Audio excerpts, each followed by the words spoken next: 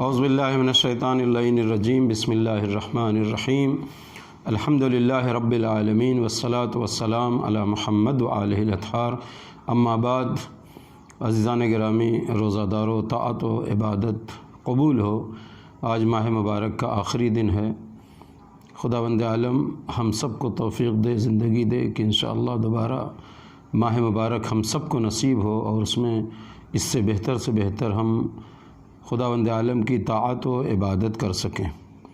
آج کا جملہ ہے اللہم اجعل صیامی فیہ بالشکر والقبول علی ما ترضاہ ویرضاہ الرسول محکمۃ فروعہ بالاصول بحق سیدنا محمد وآلہ الطاہرین والحمد للہ رب العالمین۔ عزیزو، پہلا جملہ یہ ہے کہ اللہم اجعل صیامی فیہ بالشکر والقبول علی ما ترضاہ ویرضاہ الرسول۔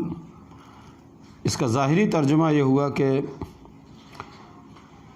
تیری رضا اور رسول کی رضا پر اس ماہ مبارک میں ہمارے روزے کو تو قبولیت اور شکر کا درجہ عنایت فرما۔ اب یہاں یہ ہے کہ جب بھی کوئی عبادت، کوئی عمل انسان کرتا ہے، کوئی خداوند عالم کی اطاعت کرتا ہے تو چاہتا ہے کہ ہماری عبادت اس کی بارگاہ میں قبول ہو جائے، اور یقیناً یہی چیز ہونا بھی چاہیے کہ جب انسان کوئی زحمت، کوئی مشقت کرتا ہے تو چاہتا ہے کہ وہ چیز بارگاہ احدیت میں قبول ہو۔ لیکن یہاں ایک لفظ شکر آیا ہے۔ ہمیں اس بات کا شکر ادا کرنا چاہیے کہ خداوند عالم نے ہمیں اس لائق جانا کہ اپنی ذمہ داری، اپنا فریضہ، اپنی تکلیف ہم پر عائد کیا۔ بہت سارے لوگ اس دنیا میں ہیں کہ جن کو عبادت کرنے کی توفیق نہیں ہوتی۔ بہت سارے لوگ ایسے ہیں کہ جن پر خداوند عالم نے اپنی تکلیف ہی نہیں عائد کی، اپنا فریضہ دینی ہی عائد نہیں کیا۔ جیسے دیوانے ہیں، پاگل ہیں، ان پر خداوند عالم نے اپنا فریضہ عائد نہیں کیا۔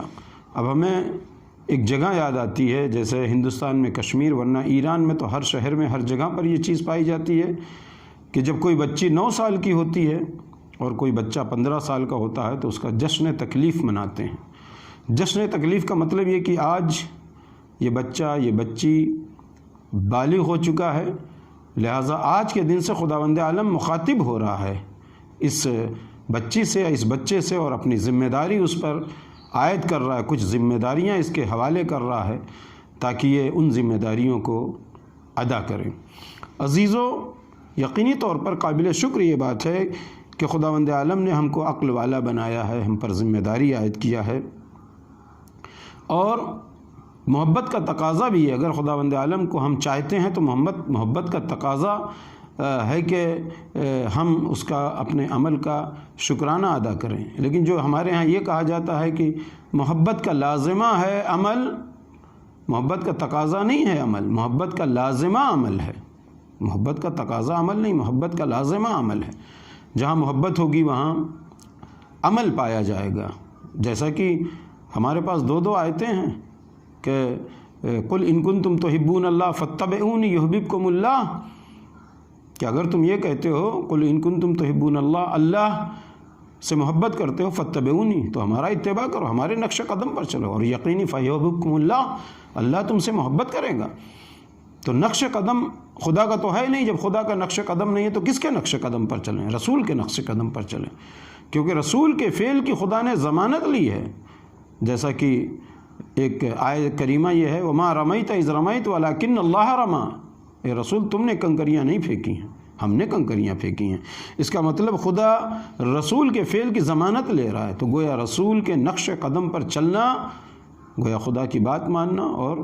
اور آگے اگر دیکھا جائے تو یہ بھی چیز ہے کہ محبت کا لازمہ عمل ہوتا ہے، اور جو جس سے محبت کرتا ہے اس سے تقاضا نہیں کرتا، اس سے جزا نہیں چاہتا، اس سے بدلہ نہیں چاہتا۔ جیسا کہ سورہ دہر، سورہ انسان میں ہے کہ جب معصومین نے روزہ رکھا اور اس کے بعد کوئی فقیر بن کے آیا، کوئی مسکین بن کے آیا، کوئی اسیر بن کے آیا، تو آپ نے کہا انما نطعمکم لوجہ اللہ لا نرید منکم جزاء ولا شکورا، ہم نہ شکرانہ چاہتے ہیں تم سے، نہ اس کی جزا چاہتے ہیں، بلکہ ہم نے تو خدا کی پسند کے لیے، خدا کی محبت میں ہم نے یہ جو تمہیں کھانا کھلایا ہے۔ تو اسی طریقے سے جب کوئی کسی سے محبت کرتا ہے، ہم اگر خدا سے محبت کرتے ہیں تو اس کے رضا اور اس کے شکر اور اس کے رسول کے رضا کے لیے ہمارا عمل ہونا چاہیے۔ اور فلسفہ محبت یہ بھی ہے کہ جب کوئی کسی سے محبت کرتا ہے تو اس کی پسند کو دیکھتا ہے اور اس کے آثار سے محبت کرتا ہے، اس کی بات سے محبت کرتا ہے۔ اس کے آثار کیا ہیں؟ اللہ کے آثار کیا ہیں کہ جس سے محبت کرنا چاہیے ہر انسان کو؟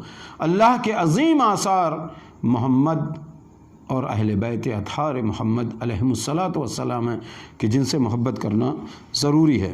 اور اگلا جملہ یہ ہے کہ خدا کے سب سے عظیم آثار محمد و آل محمد ہم نے کہہ دیا۔ اب اگلا جملہ ہے محکمتاً فروعہ بالاصول، یعنی اس کے فروع اصول کے ذریعے مضبوط قرار دیں۔ یہ ہمارے ہاں جو کہا جاتا ہے کہ ہمارا عقیدہ بہت اچھا ہے، چاہے عمل اس پر ہو یا نہ ہو، کہا جاتا ہے عقیدہ بہت اچھا ہے۔ عزیزان گرامی، جب عقیدہ اچھا ہوگا تو عمل بھی اچھا ہوگا۔